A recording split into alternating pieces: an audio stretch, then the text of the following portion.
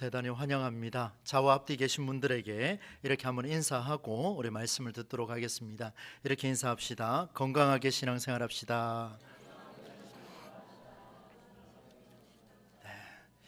날씨가 좋아졌다가 또 조금 힘들다가 계속 반복되는 것 같습니다. 감기 환자들이 계속 있는데요. 저와 여러분의 함께 하시는 하나님의 은혜로 건강의 복이 주어지기를 간절히 소망합니다. 여러분, 우리가 예수님이 선포하신 산상수훈의 8개의 복을 계속해서 우리가 좀 살펴보고 있습니다. 오늘은 네 번째 복인데요, 이제 복습하는 차원에서 세 가지 복을 한번 정리를 한번 해보겠습니다. 첫 번째 복은 심령이 가난한 자는 복이 있나니 마음이 가난한 자는 복이 있다, 이런 말씀을 주셨습니다. 도대체 마음이 가난한 게 무엇일까 고민을 하고 우리가 말씀을 함께 나눴는데, 그 내용은 주고 받는 것에 익숙한 삶이 아니라 나는 마음이 가난하기 때문에 나는 늘 주는 것에 익숙한 사람입니다 라는 것을 예수님의 모습 속에서 발견하게 되었죠. 오직 기부만 하는 삶을 살아갈 때에 하나님도 우리에게 기부만 하시겠다. 무엇을 하신다고요? 기부만 하시겠다. 흔들어 넘치도록 부어주시겠다 약속해 주셨습니다. 마음이 가난한 자, 주는 것에 익숙한 우리의 삶이 되기를 바라고, 두 번째는 애통하는 자는 위로를 받을 것이다 말씀을 나누었죠. 아픈 자와 함께하는 것 너무나 중요합니다. 그런데 그에게 다가가서 우리가 하는 일들이 있죠. 아픈 곳에서 벗어나게 하기 위해서 길을 가르쳐주고 제공해 주는데, 보니까 그와 함께 공감하는 게 아니고 그에게 가르쳐주는 우리의 이 속에 들어있는 그런 모습들이 있더라는 것을 살펴보게 됐습니다. 애통하는 자는 어떤 자냐면 공감하는 자입니다. 공감하게 되면은 그 상대도 위로받게 되고, 그 위로받는 모습을 보면서 나도 위로받게 되고, 나와 그와 함께 위로받는 모습을 보면서 우리 주님께서도 함께 위로에 동참해 주시겠다, 그런 말씀을 나누었죠. 지난주에는 우리가 세 번째로 온유한 자는 땅을 기업으로 받을 것이다. 아마 이 문구를 보면서 부자 되는 원리를 한번 생각해 보는 사람들도 있었을 것 같은데, 성경은 그런 차원이 아니었죠. 어떤 차원이었냐면, 온유한 자는 우리가 모세를 살펴본 것처럼 어떤 상황이 주어진다 할지라도, 심지어 내가 믿는 그 하나님을 욕되게 한다 할지라도, 정말 쓰지 못할 욕을 한다 할지라도 나는 그를 위해서 기도하겠노라. 여러분, 이 사람이 바로 온유한 자였고, 그 사람이 복을 받는데 어떤 복을 받냐면 땅을 기업으로 받을 것이다. 땅은 정말 꼭 필요한 것이죠. 땅 위에 식물이 나고, 땅 위에 나무가 나고, 땅 위에 동물이 뛰어다니고, 땅 위에 우리 인간이 걸어다니고 함께 살아가더라는 겁니다. 여러분, 기도하는 자는요, 여러분이 있는 그 자리 곳곳에서 꼭 필요한 자로 세워주시는 하나님의 은혜가, 하나님의 복이 저와 여러분에게 함께 할 줄로 믿습니다. 여러분, 이 세 가지 복을 잊지 마시고 함께 동참하시고, 오늘은 네 번째 복을 한번 살펴볼 텐데, 말씀은 이렇습니다. 의에 줄이고 목마른 자는 복이 있나니 그들이 배부를 것임이요. 오늘 두 가지를 한번 보려고 합니다. 첫 번째는 여기 나와 있는 의라는 단어입니다. 이 의가 무엇이길래 의에 줄이고 목마른 자가 복이 있다 하시고, 그 다음에 뒤에 가니까 배부르게 채워주실 것이다. 이 무슨 말인지를 우리가 한번 말씀을 통해서 한번 깊이 은혜를 나눌 텐데, 하나님의 은혜를 살펴보도록 하겠습니다. 여러분, 시대마다 한 시대를 이끄는 사회적인 특성이나 문화적인 흐름이 있습니다. 현대를 가리켜서 이런 표현을 쓰죠. 포스트 모더니즘이라, 이런 이데올로기를 우리가 이야기를 하고 있는데, 시대마다 사상과 정신과 이데올로기들, 이런 것들이 있습니다. 성경시대 유대인들에게도요, 이런 현상이 두드러졌는데, 어떤 일이냐면 구약 성경을 토대로 하는 야훼 하나님을 믿는 신앙이 있었고, 이 하나님을 믿는 신앙을 아주 구체화하기 위해서 이들은 구약 성경에 있는 모세 오경, 창세기, 출애굽기, 레위기, 민수기, 신명기, 이 오경을 달달달 외우고, 그 다음에 거기에 따른 율법에 따라서 삶에 있는 모든 옳고 그름을 판단하는 기준으로 삼았습니다. 오늘 우리는 포스트 모더니즘 속에서 살아가지만, 이 유대인들은 어떤 삶을 살았냐면은 율법에 근거해서 옳고 그름을 판단하는 그런 문화 속에 살았다라는 것을 말씀을 오늘 전해주고 있습니다. 여러분, 유대인들은요, 옳다고 하는 일에 관심이 굉장히 많았습니다. 우리보다 더 유별났습니다. 왜냐하면 이 유대인들은 선민이에요. 택함받은 백성입니다. 택함받고 구별받은 백성이기 때문에 나를 제외한 모든 것은 틀린 거예요. 하나님을 제외한 모든 것은 틀린 것이라 이 인식을 하고 있습니다. 그러니 옳고 그름에 대해서는 거의 최고봉이죠. 그런데 여러분, 이 본문에 나와 있는 의라고 하는 단어 역시 옳고 그름을 기준하는 그 판단하는 용어입니다. 일반적으로 의가 무엇인지를 제가 사전적 의미로 한번 찾아보니까 두 가지가 나옵니다. 하나는 윤리적인 의미로 불의에 맞서서 열정적으로 선한 일을 갈구하는 그런 행위고, 또 한 가지는 종교적인 의미인데 신앙의 행위에 있어서 의로운 삶을 추구하는 것. 여러분 사실 이런 내용은 잘 몰라도 됩니다. 오늘 주시는 메시지 속으로 들어갈 텐데, 여러분 이 윤리적인 의미나 종교적인 의미 두 가지 다 유대인들에게는요 살아났습니다. 유대인들은 불의에 맞서서 싸웠습니다. 유대인들은 의로운 삶을 살고자 성령적으로 살려고자 몸부림쳤습니다. 따라서 오늘 본문의 내용은요 이렇게 정리할 수 있습니다. 이미 유대인들이 의롭게 살고 있었습니다. 이미 유대인들이 옳은 길로 가고자 몸부림치고 있었습니다. 그러니 오늘 본문 말씀을 보면 의에 줄이고 목마른 자는 복이 있나니, 여러분 이 꾸짖는 내용이 아니라 이 사람들이 들었을 때는 예수님의 이 말씀이 그렇구나, 나 의로운 삶을 살아가고 있으니까, 나 옳은 삶을 살아가고 있으니까 하나님 내게 복을 주시는구나, 여러분 칭찬의 메시지인 거예요. 하나님 배부르게 해주실 것이다. 그렇지, 이제 앞으로 나는 옳은 길을 걸어가고 있으니까 하나님 내게 배부르게 채워주실 거야. 이런 메시지로 들려지지 않았을까? 제가 조심스럽게 한번 그런 생각을 해봤습니다. 그런데 여러분 신약 성경은요 이렇게 옳은 일에 대해서 민감했던 유대인들의 부류와 또 한편으로 옳은 일에 굉장히 민감했던 예수님의 삶을 대조적으로 계속해서 묘사하고 있습니다. 유대인들과 예수님이 만난 장면에서 기적을 행하고 말씀을 가르치고 또 병을 낫게 하고 그들과 함께 식탁의 교제를 나누는 그 모든 순간들이 이들이 뭐라고 이야기하냐면 예수님 그거 틀렸습니다. 옳고 그름의 문제에서 당신은 틀렸습니다. 이렇게 이야기했습니다. 그런데 예수님도 똑같이 이야기해요. 옳고 그름의 문제에 있어서 너희들이 하는 그게 틀렸다, 이렇게 이야기합니다. 여러분 이 두 가지의 논쟁은요 끊임없이 예수님이 공생애를 시작하고 돌아가시는 그 순간까지도, 어쩌면 오늘까지도 이 논쟁은 계속해서 일어나고 있습니다. 무슨 말입니까? 옳고 그름의 문제, 바로 의의 문제가 끊임없이 있었다라는 것을 보여줍니다. 그러면 여러분 예수님께서 말씀하신 이 의가 무엇인가를 성경의 신약 성경 복음서에 곳곳에 나타나 있는데 한 가지만 예를 한번 들어보겠습니다. 시간이 많이 없는 관계로 한 가지 말씀을 드리면, 안식일에 손 마른 자를 치료한 사건이 있었습니다. 여러분 10계명 중에 네 번째 계명이 무엇인지 아십니까? 네, 잘하셨습니다. 네 번째 계명이 뭐냐면 안식일을 기억하여 거룩하게 지키라. 한번 따라서 할까요? 안식일을 기억하여 거룩하게 지키라. 안식일을 지키는데요 그냥 지키는 것도 아니고요 기억하랍니다. 그리고 거룩하게 지키라는 거예요.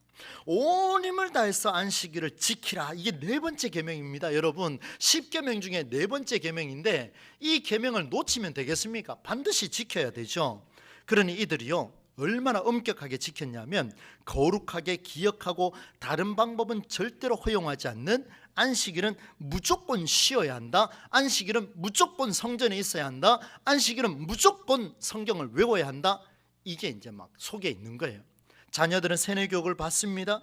여러분 이렇게 율법을 잘 아는 유대인들, 바리새인들, 종교 지도자들, 그런데 한편 예수님도 유대인이었고 율법에 능통한 자였습니다. 누가 옳습니까? 옳은 일이 무엇인지를 누구보다도 잘 알았던 사람이 이 두 부류의 사람들입니다. 한쪽은 예수님 혼자지만 한쪽은 그 전체 부류입니다. 아니나 다를까 무엇이 옳은지 크게 논쟁이 벌어졌습니다. 유대인들이 옳다고 하는 이유를 보니까 안식일에 병을 치유하는 것은 있을 수 없는 일이다, 예수님 그거 틀렸습니다, 마음속으로 생각하고 있는데 예수님이 그들에게 이렇게 묻습니다. 누가복음 6장 9절로 10절 말씀인데요 여러분 스크린을 한번 보시겠습니까? 예수님이 이렇게 주장합니다. 예수께서 그들에게 말씀하셨다. 그 다음에 같이 한번 읽어보겠습니다. 시작. 너희에게 물어보겠다. 안식일에 착한 일을 하는 것이 옳으냐 악한 일을 하는 것이 옳으냐, 목숨을 건지는 것이 옳으냐 죽이는 것이 옳으냐. 예수님이 이렇게 물었습니다. 예수께서 그들을 모두 둘러보시고서는 그 사람에게 명하셨습니다. 따옴편에 한번 읽겠습니다. 시작. 내 손을 내밀어라, 이렇게 말씀하셨어요. 그 사람이 그렇게 하니 그의 손이 회복되었습니다. 여러분, 바리새인들이요, 유대인들이요, 아무도 고치지 못한 것을 단 한순간에 예수님께서 옳은 일을 해버렸습니다. 여러분, 예수님께서 왜 이렇게 물으셨을까? 중점을 보니까 예수님의 물음은 이 물음입니다. 안식일에 착한 일을 하는 것이 옳으냐, 악한 일을 하는 것이 옳으냐, 목숨을 건지는 것이 옳으냐, 죽이는 것이 옳으냐. 예수님이 간절하게 외쳤습니다. 무슨 말입니까? 무엇이 의냐, 무엇이 옳은 일이냐, 너희들이 그토록 안식일을 기억하고 거룩하게 지킨다고 말했지 않느냐, 도대체 뭐 하느냐, 무엇이 옳으냐, 강하게 이제 예수님께서 말씀하시는 그 장면이 등장을 하고 있습니다. 여러분, 저는 여기에서 귀한 것을 찾았습니다. 예수님은 안식일은 거룩하게 지키는 일이라는 것을 너무나 잘 알고 있었습니다. 예수님이시잖아요. 하나님이시잖아요. 왜 모르겠습니까? 그런데 안식일을 거룩하게 지킨다라는 것은 바로 안식일에도 거룩한 것은 생명을 살리는 일이라는 것을 예수님께서 보여주셨습니다. 이런 일이라면 주저하지 말아라. 어떤 율법도 근거가 되지 않는다. 여러분, 아니죠. 어떤 율법이라도 모든 근거가 되는 것은 생명밖에 없다는 것을 오늘 본문을 통해서 우리에게 보여줍니다. 예수님께 의라는 것은 생명입니다. 정리하면 이렇습니다. 여러분, 옳고 그름으로 판단하는 그들에게 무엇이 옳은지를 물으셨는데, 오늘 의에 줄이고 목마른 자가 누구냐면 바로 이 생명에 줄이고 목마른 자가 누구냐, 옳고 그름을 판단하고 옳다라고 말한 너희들에게 다시 한번 묻노라, 무엇이 옳으냐, 이렇게 물으신 거예요. 예수님께서 지금 그걸 묻고 있습니다. 사랑하는 성도 여러분, 의라는 것은 옳은 일입니다. 살리는 일이에요. 거룩하게 하는 일입니다. 유대인들과 예수님이 양쪽 모두 율법을 기준으로 옳은 일을 판단했는데 달랐던 점이 있습니다. 유대인들은 율법의 그 형식의 내용이 우선이었지만 예수님께서는 이 율법이 나오게 된 그 밑바닥에 깔려있는 율법이 나오게 된 이유가 예수님께서는 중요했습니다. 그게 바로 생명이었습니다. 너무나 중요한 이야기죠. 의에 줄이고 목마른 자, 바로 생명을 살리는 일을 위해서 줄이고 목마른 자는 복이 있다, 이 말씀입니다. 옳은 일이 무엇입니까? 율법을 지키는 거예요. 맞습니다. 더 옳은 일은 무엇이냐면 그 율법을 지킬 때 생명을 살리려고 아무도 하지 못했던 그 일 네가 감당할 수 있겠느냐 물으시는데, 생명을 살리기 위해 내 몸을 바쳐낼 수 있는가, 우리 주님께서 지금 우리에게 묻고 계십니다. 여러분, 생명을 살리는 일을 위해 줄이고 목마른 자는 복이 있다 했습니다. 그 복이 뭐라고 되어 있습니까? 여러분, 6절의 끝에 뭐라고 되어 있습니까? 복이 있나니 그들이 배부를 것이며. 상당히 의문이 생겼습니다. 왜냐면요, 여러분, 이 세상에 생명을 살리고자 몸부림치는 사람들 한번 보십시오. 지난 한 주 동안 매스컴을 뜨겁게 달궜던 사람이 있습니다. 우리 교회도 일부 예배에 그 직업을 가진 분이 우리 교회에 등록해서 지금 다니고 있습니다. 여러분, 어떻습니까? 생명을 살리고자 들어갔는데 내 목숨을 잃어버렸습니다. 가슴 칠 일 아닙니까? 그 영상을 보는데요, 왜 그 집사님이 계속 머릿속에 떠오르는지요? 저러면 안 될 텐데, 저러면 안 될 텐데. 그 불 속에 뛰어 들어가서 나오지를 못하니까 왜요? 뭐 하려고요? 생명 살리려고 뛰어 들어갔습니다. 그런데 배부르게 해주겠다고요? 말도 안 되는 소리야. 여러분, 이 예수님이 이 일에 어처구니 없는 이야기를 지금 하고 있는 거예요. 생명을 살리는 일은요, 늘 양보해야 됩니다. 손해보는 일이 많습니다. 심지어 목숨도 잃을 수가 있습니다. 그 두 사람의 소방관처럼요. 넉넉하게 사는 사람 희박합니다.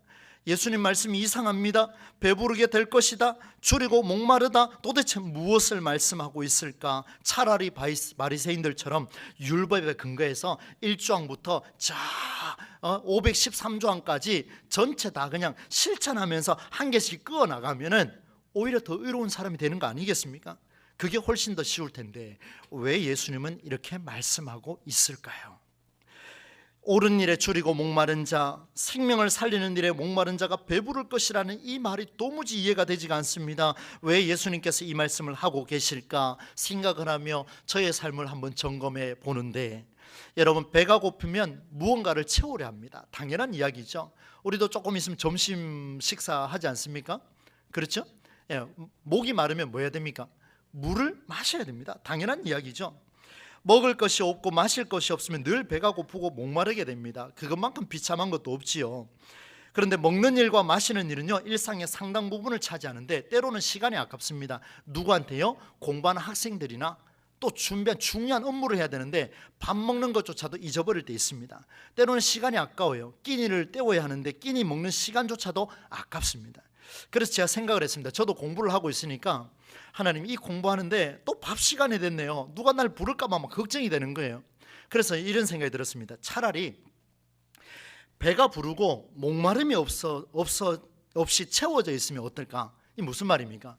내가 늘 배가 부르고 갈증이 없으면 물 안 마셔도 되고 밥 안 먹어도 되지 않습니까? 지금 안 먹어도 될 정도로 상당히 불어가지고 지금 몸이 조금 힘들긴 한데요. 어떻습니까, 여러분? 그렇게 하면 되더라는 거예요. 방법이 있습니다. 먹지 않아도 마시지 않아도 배가 부르면 되는데 그런 배고픔도 목마름도 없지 않을까 생각을 하면서 그런 사람을 찾았습니다. 누군지 아십니까? 예수님요. 또 누구 있습니까? 예수님도 식사하셨습니다. 줄이셔가지고 식사를 하셨어요. 찾아봤는데요, 있어요. 두 글자입니다. 송장. 죽은 자는 줄일 필요가 없습니다. 뭐 목마를 필요가 없습니다. 송장을 보니까요, 더 웃긴 거는 배부른 것도 못 느낀 거예요. 송장은 다 끝난 겁니다. 다시 말하면 죽었다라는 이야기죠. 여러분, 여기서 중요한 사실을 깨달았습니다. 여러분, 줄이고 목마르다라는 것은 지금 내가 살아있다라는 증거구나.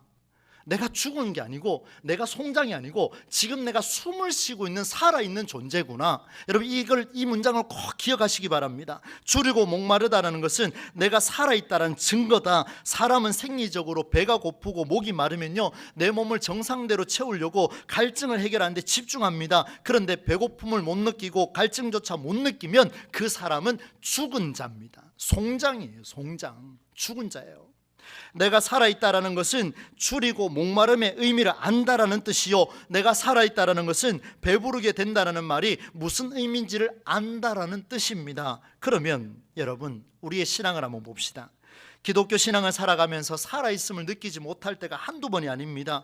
왜요? 무기력하고 우울하기도 합니다. 예수 믿는데도 부부관계가 좋지 않습니다. 예수 믿는데도 자녀와 화합이 되지 않습니다. 예수 믿는데도 부모와 늘 불화입니다.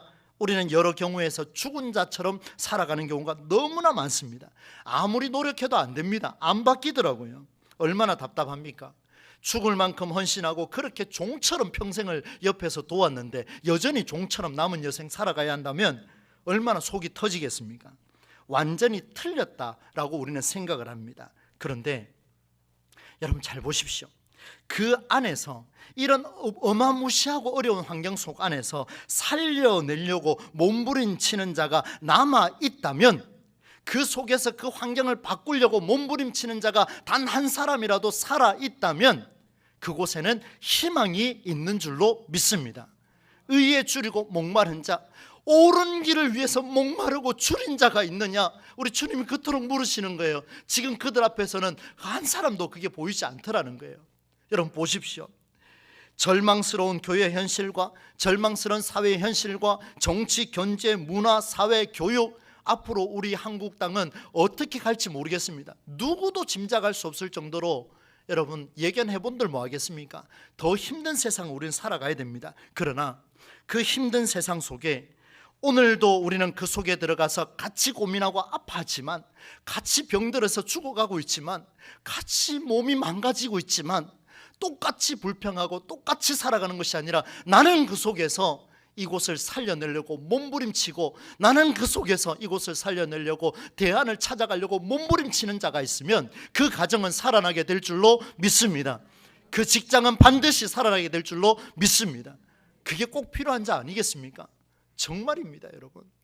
오늘 우리 교회가 이런 사명을 가져야 된다라는 말씀을 오늘 우리에게 줍니다. 살리는 일에 줄이고 목마른 자, 죽은 자가 아니라 살아있는 자이기 때문입니다. 여러분 부족하십니까? 그렇다면 오늘부터 생명을 살리는 일에 줄이고 목마르시기를 바랍니다. 그래야 할 때에 하나님께서 또 다른 생명을 얻게 하는 놀라운 은혜를 부어주시겠다 오늘 약속해 주셨습니다. 무엇이 옳은 일인가? 무엇이 성경적인가?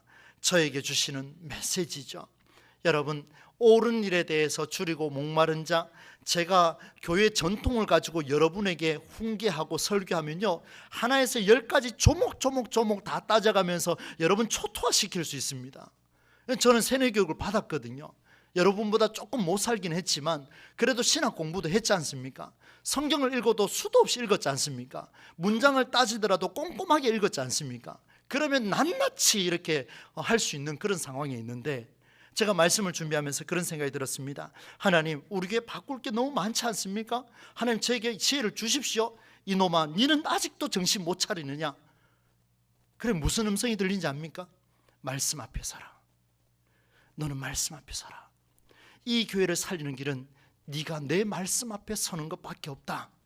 다른 거 고민하지 말고 더 말씀으로 들어가라. 내가 너에게 알려줄 것이다. 그 말씀이 너의 교회를, 너의 교회가 아니죠, 나의 교회를 살려낼 것이다. 우리 교회가 죽은 교회는 아닙니다. 얼마나 좋은 교회입니까? 저는 나가서 자랑 많이 합니다. 그리 보이시죠? 안 보이십니까? 정말 입이 마르고 닳도록 제가 자랑합니다. 너무 좋은 교회라고, 어서 우리 교회 와서 사역하라고 그렇게 막 이렇게 이야기하는데요, 정말 좋은 교회입니다. 그런데 더 좋은 교회가 되기 위해서는 전통과 율법이 아니라 그 속에 있는 생명을 살려내고자 몸부림치는 자들이 여기에서 주인공처럼 막 부릴 듯 일어날 때 우리 교회는 다시 한번 부흥의 도약을 꿈꾸게 될 줄로 믿습니다. 치유의 역사가 일어나게 될 줄로 믿습니다. 여러분 직장에서, 가정에서 힘들지요? 압니다. 너무 힘들 것 같아요. 전체는 잘 모르겠습니다. 그러나 그 힘든 중에도 여러분 한번 도전해 보시기를 바랍니다. 우리가 살아있는가 한번 물어보십시오. 만일 그렇다면 우리는 생명을 살리는 일에 줄이고 목마른 자일 것입니다. 우리가 숨을 쉬고 있다면. 그러나 숨을 쉬고 있는데도 불구하고 생명을 살리는 일에 관심이 없고 목마르지 않다면 당신은 송장이요, 제가 조금 거친 표현을 썼습니다. 저에게 이야기했습니다. 너는 송장이다 이놈아.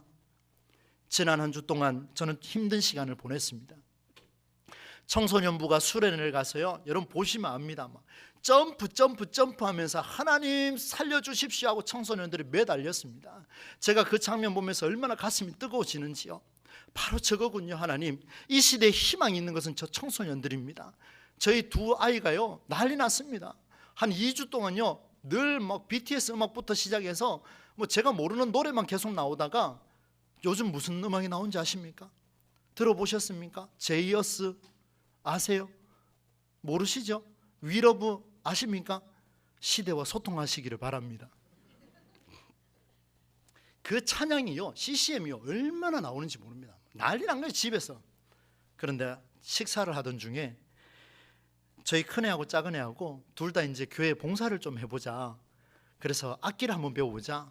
여기 있는 드럼 놀고 있으니까 드럼도 한번 배워보자. 뭐 이런 이야기를 주고받다가 제 둘째가 이런 이야기를 했습니다. 제가 마음이 되게 힘들었습니다. 오늘 시간이 가더라도 이 이야기는 꼭 해야 될 것 같습니다. 왜냐하면 제가 송장 같은 인생을 지난 한 주 동안 보냈거든요. 제 아들이 그렇게 이야기했습니다. 제 아들이 영상을 안 보기를 바라면서 이렇게 이야기했습니다. 신앙은 자유야. 은혜 받고 왔는데요, 신앙은 자유야. 이놈이 정신이 나가도 한참 나간 거죠. 근데요, 제가 밥 먹다가 너무 놀랐는데 밥을 일단 다 먹었습니다. 그냥 화기애애하게. 또 이 울분이 가라앉지가 않는 거예요, 분노가. 그래서 숟가락 딱 놓고 제가 방에 들어갔습니다. 야, 컴퓨터 지금 멈춰라. 그래서 제가 이야기했습니다. 아빠가 너를 위해서 모든 걸 투자하고 나 다 허락해 줬다. 니 뭘 해도 상관이 없다. 그런데 하나님을 믿는데 자유라고? 아빠 지금 화난 거 아니다. 얼굴 봐봐라. 내 눈을 봐라. 화난 거 아니다. 내 목소리 괜찮다. 아들아, 너는 하나님을 믿어야 된다. 제가 조목조목 이야기 다 했습니다. 애가 힘들었을까요? 안 힘들었을까요? 왜 그렇게 생각하십니까? 저를 보호 안 해주시고. 저 애가 굉장히 힘들었습니다. 아직도 제가 화해를 못했습니다. 오늘은 제가 가서 화해를 청할 생각입니다. 말씀에 도전을 받았거든요. 여러분 보십시오. 저는 바리새인처럼 유대인들처럼 제 아들에게 그렇게 이야기했습니다. 다 허락해 줬는데 너 하나님을 믿는 신앙만큼은 너 버리면 안 된다. 얼마나 간절하겠습니까? 그런데 이놈이 신앙의 자유라 그랬으니까 맞지요. 근데 너는 하나님을 믿어야 돼. 그게 구속이더라고요. 이 아이가 살아날 수 있는 길을 제공하지를 못했습니다. 그게 틀렸다라고 이야기를 했습니다. 여러분 어떻습니까? 우리 인생이 만약에 이런 인생이라면 저처럼 지난 한 주 동안 송장처럼 살아가는 겁니다. 죽은 자로 살아가는 겁니다. 여러분 율법을 적용하고 판단하며 움직이고 있는 그 모습이 생명을 살리고자 판단하고 있는지, 아니면 내가 알고 있는 잣대를 가지고 말하고 있는지를 여러분 우리가 살펴봐야 할 것입니다. 조금 더 극단적으로 말씀을 한번 드리겠습니다. 이제 설 명절을 앞두고 있습니다.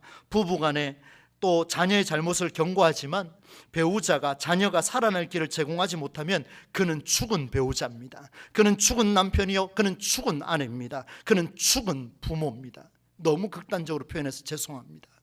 저는 한 주 동안 죽었습니다. 말씀을 통해 주님 다시 살려주셨는데, 그래서 제가 화해를 청하려고 합니다.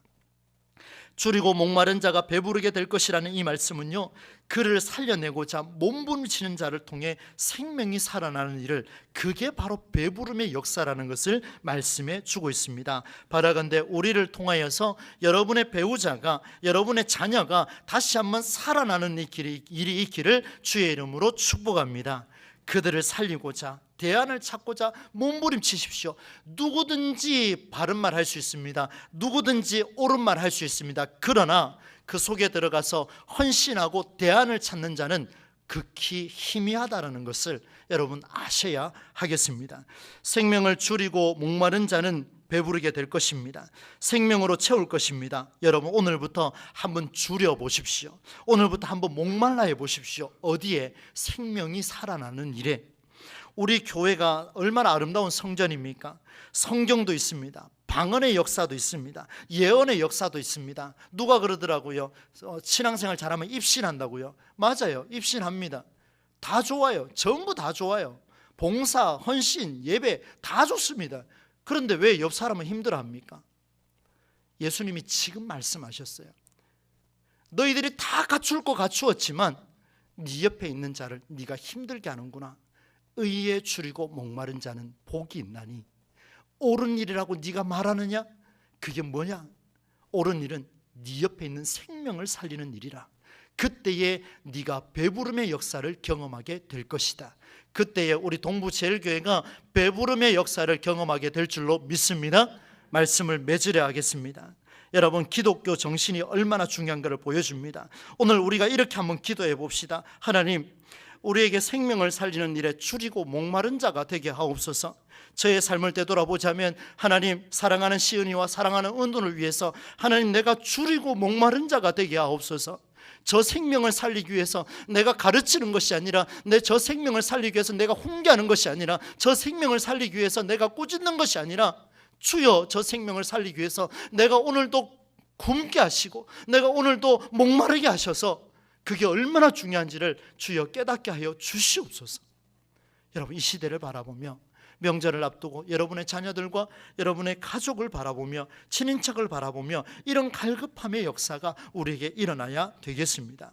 여러분 오늘 설교 제목입니다. 같이 한번 읽어봅시다. 시작. 회복의 가능성이 있습니까? 한 번 더 해봅시다. 시작. 회복의 가능성이 있습니까? 사랑하는 성도 여러분, 회복의 가능성이 있습니까?